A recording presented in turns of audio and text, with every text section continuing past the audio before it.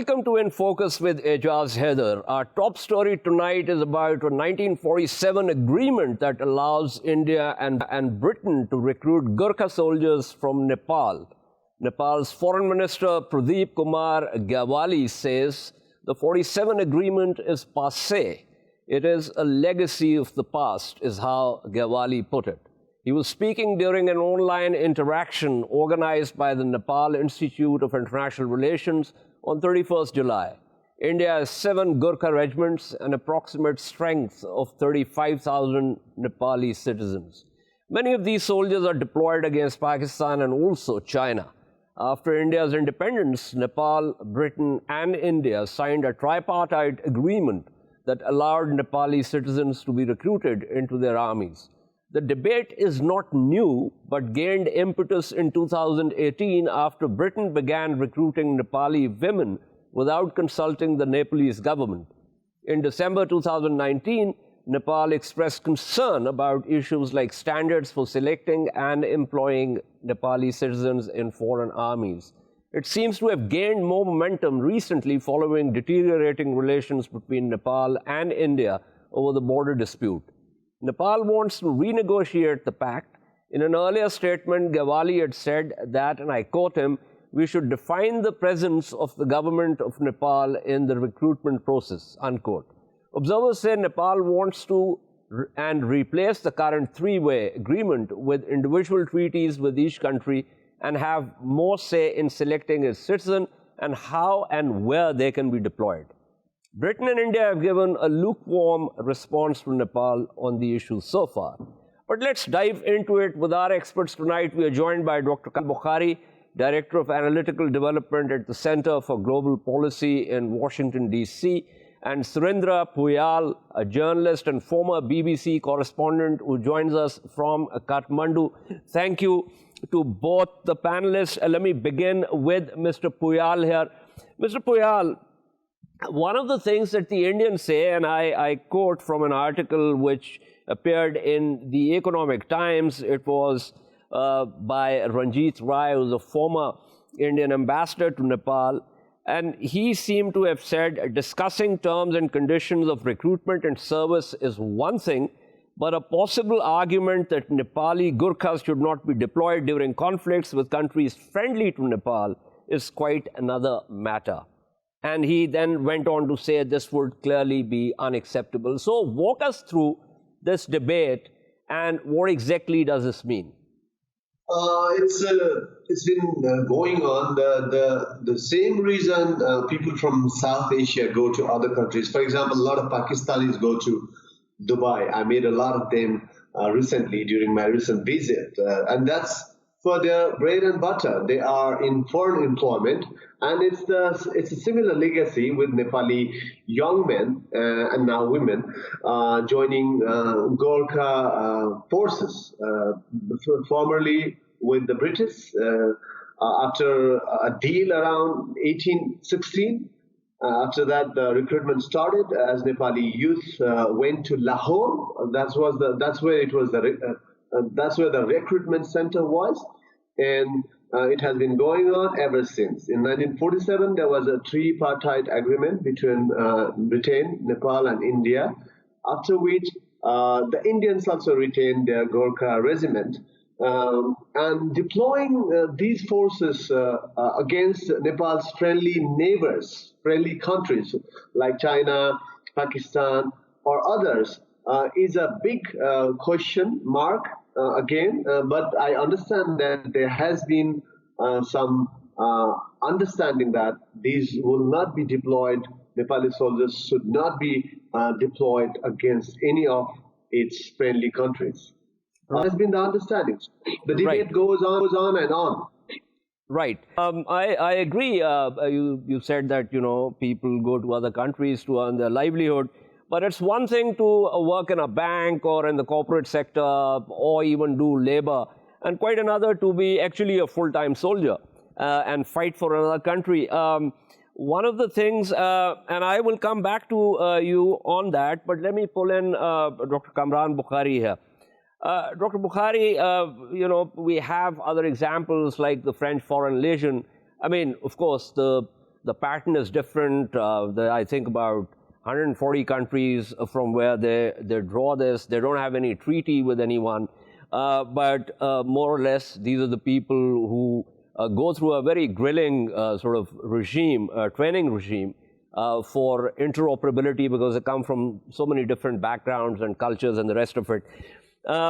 So it's not new, but give me a sense of Nepal's concern that on the one hand, while they can recruit, but on the other hand, those soldiers cannot be deployed against adversaries whose governments may otherwise be friendly to Nepal. Ejaz, I think that, look, all things being equal, I agree with Suresh that this is a matter of livelihood for a lot of people who don't have, sources of income, or at least comparable sources of income in Nepal. So, that's if in a perfect world that makes sense, but the world isn't perfect, certainly not for Nepal.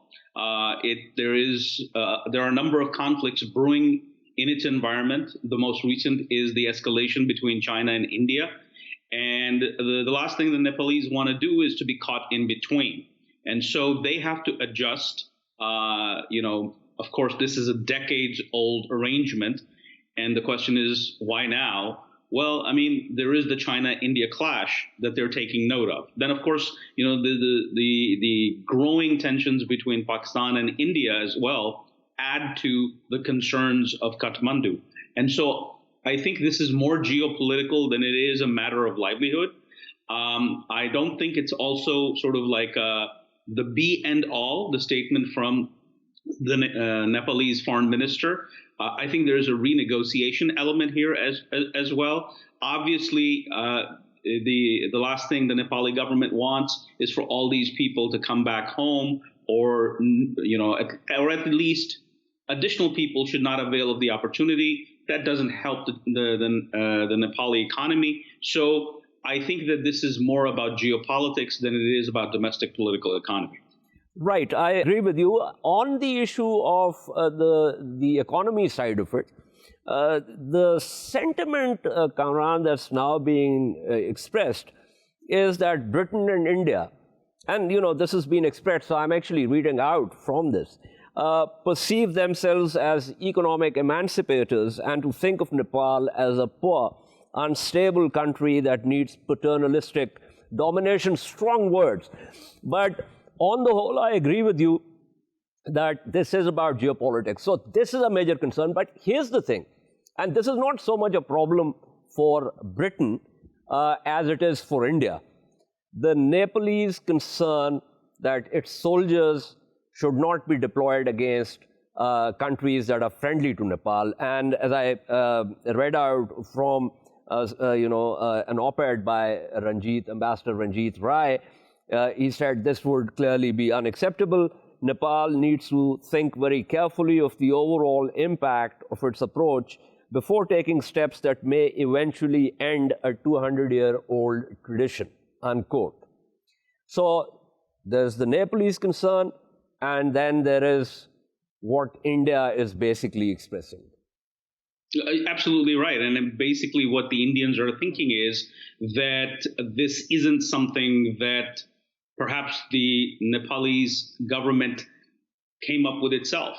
The Indian perspective or suspicion may be that this is the Chinese using their influence with Kathmandu and basically, demanding this, and or at least suggesting and encouraging Nepal to move in this direction. So, from an India's point of view, you can't help but not think about this potential, that this isn't something that Nepal this isn't a situation that Nepal arrived at on its own. There are others influencing them. Right. Kamran, do you reckon this might have something to, as I said, this discussion has been going on for a while, but this recent momentum might have anything to do with, of course, the China factor, but also the deteriorating Nepalese-Indian relations with reference to the border dispute? Yes. I mean that is a factor. But as you know, the border dispute isn't something that happened just yesterday. It's been simmering. It goes away. It comes back, and now we're at a situation where it's becoming an important issue for Nepal. So yes, it is informing that. It may be an attempt on the part of the Nepali government to gain themselves some leverage in their dealings with India. So there are a variety of factors, but as I said, all of these are geopolitical in nature, and if you're a small country, you're caught between bigger countries that are warring with one another. This is the natural course of action. Now, in the case of Nepal, it's the Gurkhas. But if you pick up any other situation like that around the world, you will find similar patterns where the smaller country wants to get out of the way of great powers clashing or large powers clashing with each other. Right. Kamran with me. Let me hop over to Mr. Phuyal here. Mr. Phuyal, I have another specific question also, but before I put that to you, give me your, impression of what Dr. Kamran Bokhari has said with reference to the geopolitics of it. The timing is wrong in a way, and probably right also to again whip up this debate anew. And that's exactly what's happening. There are tensions along the borders between India and Pakistan. There are tensions along the border between China and India. And Nepali soldiers, Nepali young men work with the Indian army. And Nepalis want to see that these young people are not used against any friendly countries. That has been the understanding. I'm not sure whether it's in paper, but I don't again think that this understanding, this agreement is implemented when war starts. Like I'm told by a retired Indian general that after the Kargil war there were soldiers deployed, and in that group of soldiers there were Nepali soldiers too, and they were just sprinkled. So it just doesn't happen, no matter what Nepal wishes. So it's a very tricky situation. There is some tension along the border, and now there is talk of and also proposals floating to renew and review these agreements with the British, and sooner or later with India also it will happen. Right. Okay, so the question that I wanted to ask you was about the selection procedure. Now, it is being said that it is strictly based on the caste system, so recruits are largely drawn from the hill resident Magar and Gurung communities in western Nepal, and the Kerati, Rai and Limbus from eastern Nepal. So, and this is also something that Kathmandu wants to change. So, tell our viewers why this was so, because the British had this concept of the martial races. So, are these tribes more martial as far as the British government was concerned? And now Nepal wants to sort of revisit this selection procedure. What are the reasons for that? I think it has got a lot to do with the heritage of the soldiers, of the tradition of recruiting Nepali young men from these tribes back in the 1800s, when the recruitment started from Lahore, and that's why they are called Lahores in Nepal. In Nepali, around 1814, 15, 16, after the Anglo-Nepal War, a deal was reached, and then the recruitment started. And when it started, I think people from these groups, these ethnic communities joined. And so there is a sort of tradition to recruit people, young men from these ethnic communities as of now. But as Nepal changed, as political system in Nepal changed, the polity changed after, if you remember, 2007 and 8, after the civil war, Maoist insurgency ended, a new constitution was prepared in 1915, and it has been made a very inclusive constitution, trying to give opportunities to all ethnic groups in all areas, including the army and security forces. So in Nepali security forces also, for example, Nepali army, Nepali police, and armed police force, if you look at them, they are being gradually being turned inclusive. And as I understand, the British too have started entertaining people from other ethnic groups. So it has been gradually changing, but that was the tradition, and it is no longer the case. But again, having said that, there is a majority of people, young men from these groups who prefer to join armed forces, for example, the Gurkha forces in India or Britain, or even the Nepali army for that matter. Right. Kamran, this concept of the martial races was very interesting, as you know so well. The British Indian Army recruitment was also grounded in this. Apparently, it seems that across the colonies, the British thought that certain people were better fighters than others.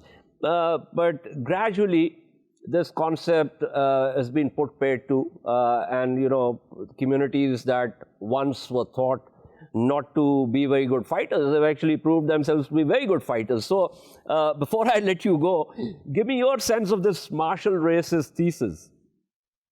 Well, I agree with it. I mean, it's one of those things that informed the British colonial British era decisions, particularly in warfare.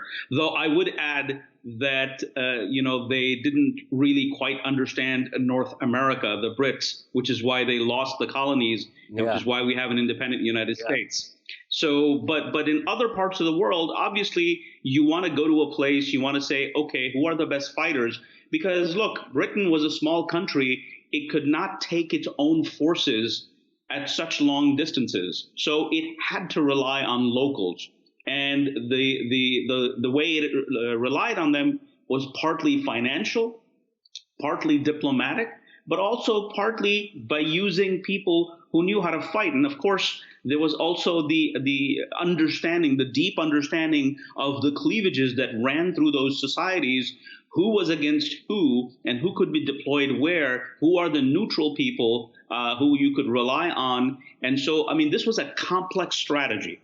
Absolutely, and there are so many factors involved in it. But Kamran, the British had also sort of created these traditions, and you have two of the best non-developed world armies, the Indian Army, the Pakistan Army, which were born of the womb of the British Indian Army. So apparently the British did pretty good work, because if you compare that with, for instance, and I'm not going to press the analogy, but if you compare that, for instance, with the US and its allies' attempt to develop the Afghan National Security Forces, you will see a huge difference between the two enterprises. Oh, absolutely. And I would argue that it has to do with the fact that, look, the United States has an empire, but it's not colonial. It is not a colonial administration. It relies heavily. U.S. strategy overseas in nation building and building of armed forces is with a light footprint. You don't have colonial administrators coming in and spending decades and then being succeeded. The idea of discounting the initial attempt in Iraq. Of course. And earlier in the Philippines. But yeah, I agree with you. In recent years, yes. I mean, by and large, if you look at it across the board, that's not the U.S. MO. Look, they had to leave Philippines, and everyone knows how much of a disaster Iraq was. And so I think that this isn't the sort of military psychology or a strategic approach. And if you look at current American doctrine, it really is an extension, a logical extension of this difference with the Brits and with the Europeans, which is the lighter footprint. And now technology is enabling the United States to do that as well. So this idea that local and regional forces must shoulder the responsibility, or at least do the heavy lifting, is the U.S. approach. And which is why, there's so much commotion and chaos, say, for example, in the Middle East and of course, in Afghanistan and Southwest Asia as well. Right. Thank you so much. That was Dr. Kamran Bokhari speaking with us. Before I wrap up, let me quickly go back to Surendra Phuyal. Mr. Phuyal, very quickly, give us a sense of how this is going to get resolved? Do you think Nepal is going to finally agree to some changes in the selection recruitment procedure, but drop the demand that its soldiers not be deployed against countries friendly to Nepal? That's right. Debate has been raging on even in Nepal, especially amongst the communist leaders who are pitching for an end to the recruitment, the whole process of the Gurkha recruitment. But that's not going to happen overnight. There is a long history behind this. There is heritage, there is livelihood associated with it. And as Nepal economically prospers, things might change. But since the debate had started, starting with the British, who started recruiting Nepali youth as Gurkha soldiers back in the 1800s, now this will definitely reach a logical conclusion. And I think that will also set the stage for similar things to happen with the Indians, who are also recruiting Nepali Gurkha soldiers. So there has to be something, and change is imminent. Right, change is imminent. Thank you so much, Surendra, Phuyal, for speaking with us. We shall take a short break and return to discuss India's continued use of oppressive tactics and pellet guns, most recently against Muharram mourners in occupied and illegally annexed Kashmir. Stay with us.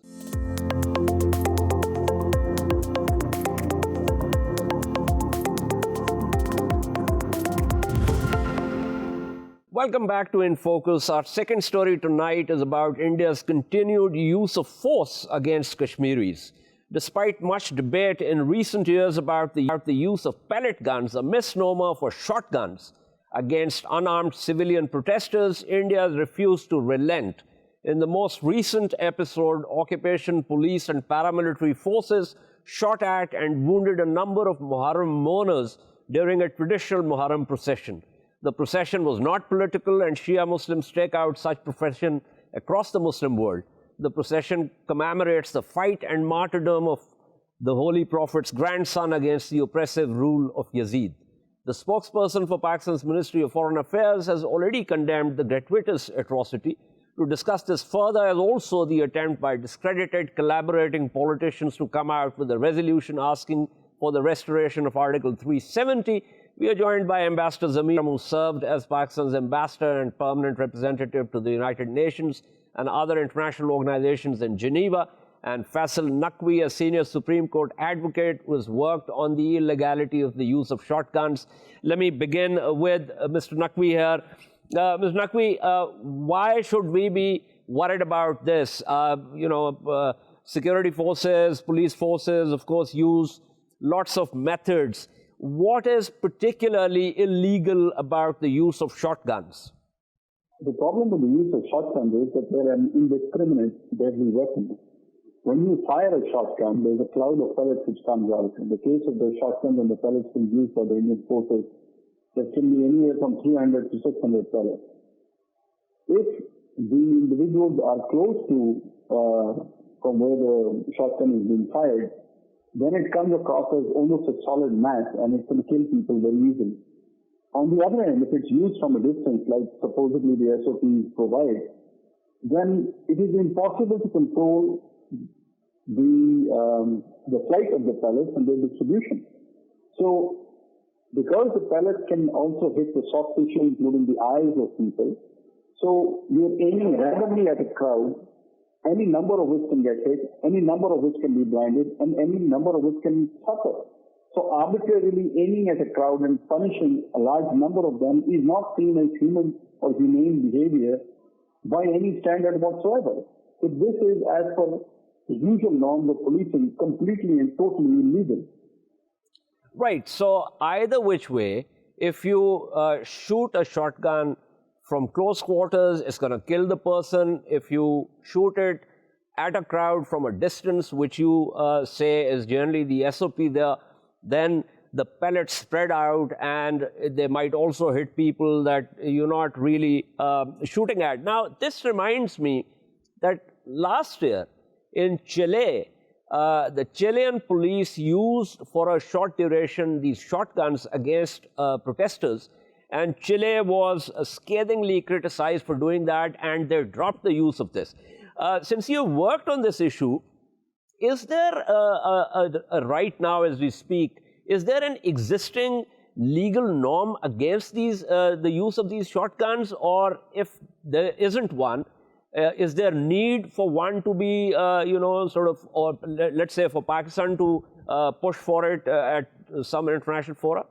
I think Pakistan should push for it, but generally in terms of, you see, international law can be divided into two sets of laws. There's the laws of war and the laws of peace.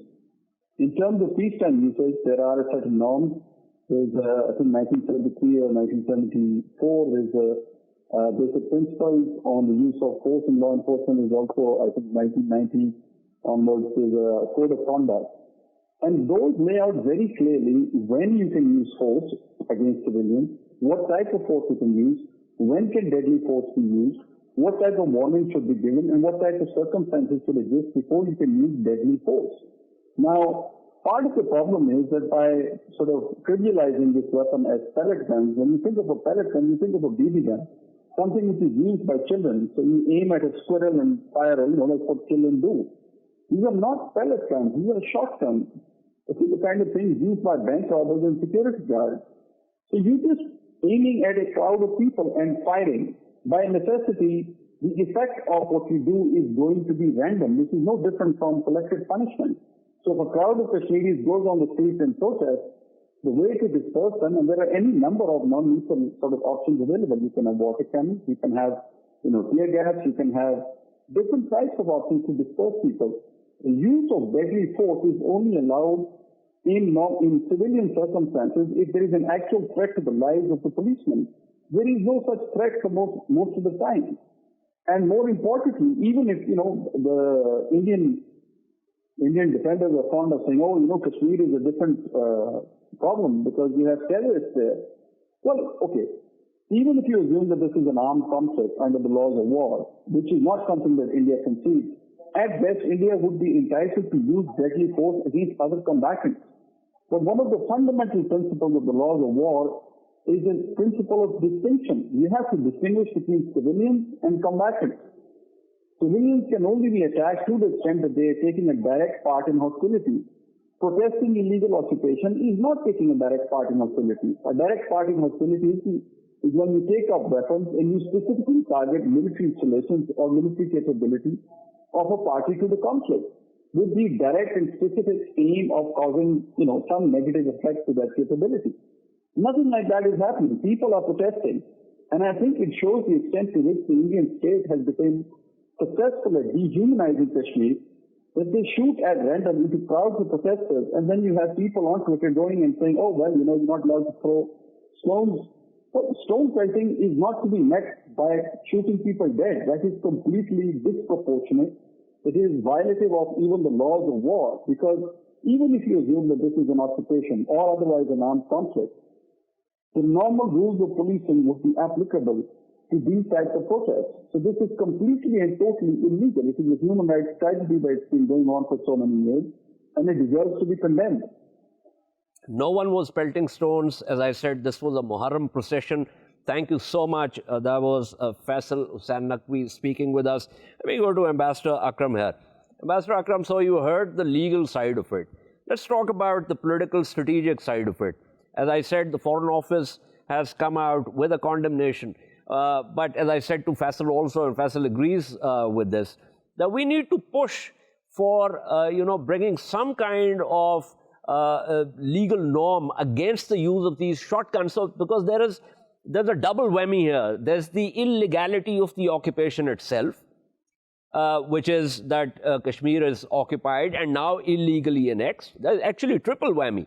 And then the illegal use of methods, which we just talked about. Well, I think that, first of all, India is in a state of occupation, illegal occupation of Jammu and Kashmir. Correct. And as you said, this is one aspect of the problem. The other aspect is its continuous violations of human rights, and including rights relating to the laws of war, as was pointed out, and the use of pellet guns or shotguns, as it is in itself an illegal act. especially against unarmed non-combatants, because it causes undue injury, and the way that the Indians have been using these shotguns is at the faces of the protesters, and it usually ends up maiming them in the face or destroying their eyesight. So these are inhuman. These are totally inhuman tactics, and they can also fall. In my view, they also fall under the violations of the laws of war. They are also violations of human rights, and they can also be considered under the Genocide Convention. So there are several aspects that arise regarding the use of these pellet or shotguns against unarmed civilians, protesters, as the Indians are doing. Now, various options that are there and which we have been using are, of course, the Human Rights Council of the United Nations. Then there's the International Criminal Court. Then there is the the ICJ, International Court of Justice, as well as invoking violations under the Genocide Convention. So there are several options that we should use. Perhaps because of the Indian reaction to this and the Indian support that it has. Ambassador Akram said these are options we should use, which essentially means that these options are available, but we have not used them as yet. What is precluding us from that? Explain why we have been hesitant, and that is that these bodies may not actually take up the case. In the ICJ, as you know, it requires the other side or the other party to consent. So the Indians will obviously not consent. And then the International Criminal Court may also have some legal reasons for asking that this can't be by governments, it has to be by individuals or non-governmental organizations. All those are factors that are there. I think that despite these challenges, we should take these opportunities, we should exercise these options, even if they do not move forward, because it puts the focus, the spotlight internationally on what the Indians are doing. And certainly there is no one to stop us or the Kashmiri people from raising this issue in the Human Rights Council, which we have been doing and which we need to continue to do in the future. Right. So if we can, if the non-governmental organizations, rights bodies can actually, come up front and take this, for instance, as you said, to the International Criminal Court, there are a number of such bodies. They'd be very happy to do this. Have we approached them? I don't know. I'm asking you because you might know. Similarly, if you take it to the ICJ for its advisory, in an advisory capacity, I don't think that requires India's consent. But if it does, and I might be wrong because I'm a lay person, even so, India's refusal for the ICJ to present its view on this is something that can be used against India, because it clearly shows that India is doing something which it is not supposed to do, and it does not want the court to opine on that. So I totally agree with you, and that's why I say that we should use these options. I think the hesitancy or the reluctance on our official side has been that these exercises or these attempts may not succeed, but we should not be afraid of that end result. I think the result that we should be looking for is to highlight these violations of human rights and violations of other international law.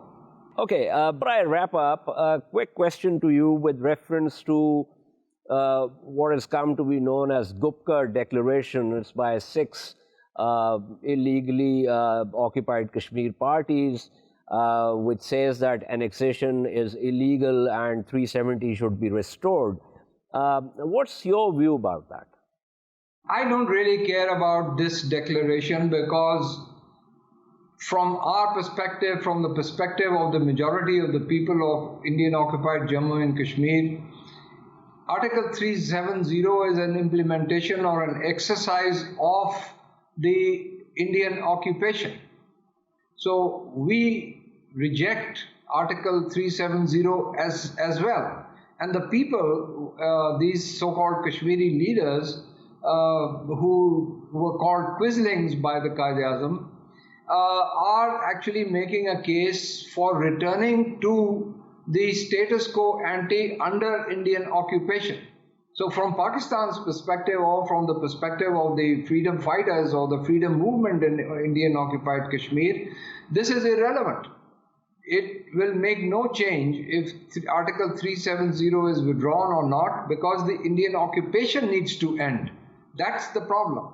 And the Indian occupation, once it ends, must also enable the people of Indian occupied Jammu and Kashmir as well as Azad Kashmir to exercise their right of self-determination. That's the real issue, and that is how a real solution can be found.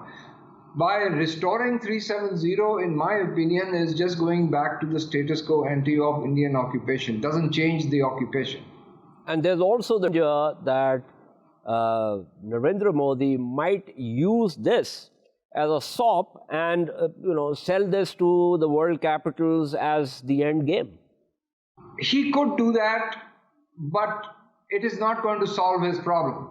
The one point I wanted to make from the beginning of our discussion is that the more repression that India uses alienates the people of occupied Kashmir even further, number one, and number two, it underscores the failure of the Indian state to resolve the Jammu and Kashmir issue. Because the more desperate it becomes, the more aggressive and more repressive it becomes against the people of occupied Kashmir. So it is actually a signal and a signature of their own failure. Absolutely. Thank you so much. That was Ambassador Zamir Akram speaking with us. This is all from In Focus tonight. We shall see you tomorrow. Keep following our latest updates on social media at indus.news. Good night and goodbye.